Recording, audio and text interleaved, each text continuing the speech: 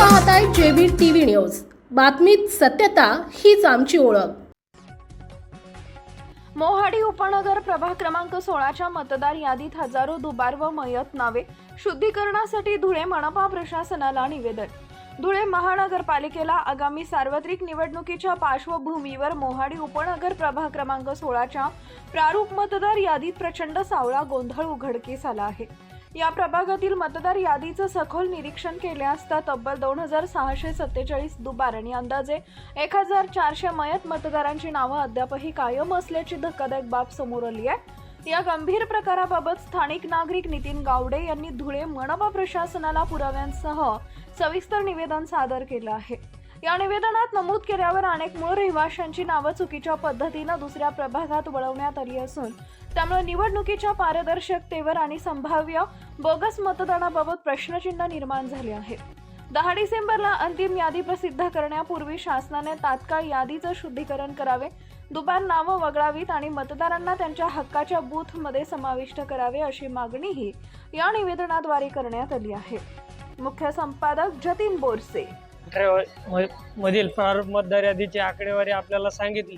त्याच प्रकारचा घोळ प्रभाग क्रमांक 16 मधील प्रारूप मतदार यादीत सुद्धा झालेला आहे। एकूण 26,093 मतदारांपैकी तब्बल 2,647 दुबार मतदार आढळून आलेले। त्याचप्रमाणे मयत मतदारांचा पण साधारणतः अंदाजे आकडा 1200 ते 1300 इतका आहे।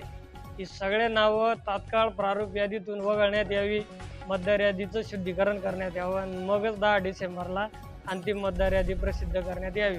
त्याचप्रमाणे 16 मधील 18 मध्ये आणि 18 मधील 16 मध्ये मूळ रहिवासी असणाऱ्या मतदारांचं नावं स्थलांतरित करण्यात आलेली आहेत, चुकीच्या पद्धतीने दुसऱ्या प्रभागात समाविष्ट करण्यात आलेली आहेत। ती नावं सुद्धा आधार कार्डच्या पत्त्यावरून आपला मूळ रहिवास आणि निवास असलेल्या बूथमध्ये आणि प्रभागामध्ये समावेश करण्यात यावा। याबाबत हेमंत निकम साहेबांना आम्ही या संदर्भात लेखी निवेदन दिलेले आहे, तसेच वैयक्तिक हरकती सुद्धा नोंदवण्यात आलेल्या आहेत।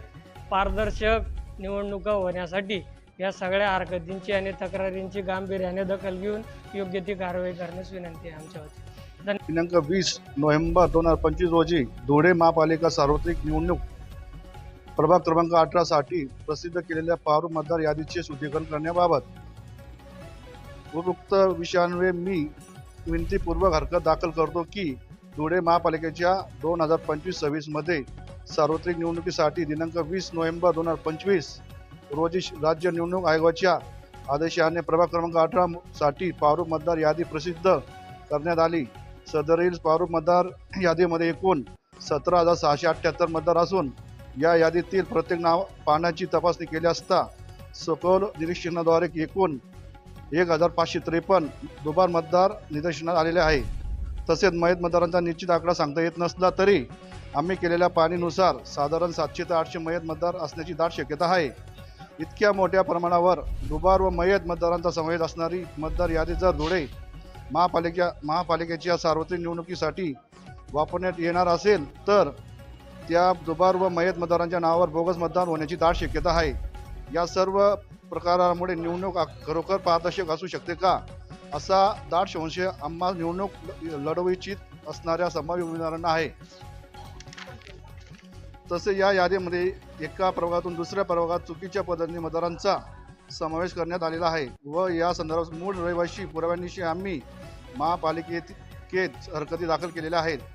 या सर्व चुकीच्या पद्धतीने दुसऱ्या प्रभागाच्या प्रारूप मतदार यादीत समावेश केलेल्या मतदारांना आपल्या मूळ प्रभागात व रहिवासी असलेल्या बूथमधील मतदार यादीत समावेश करण्यात यावा। प्रारूप मतदार यादीतील मोठ्या प्रमाणावर असणाऱ्या घोळ संदर्भात आम्ही या अर्जात आपणास सविस्तर स्पष्टीकरण दिलेले आहे।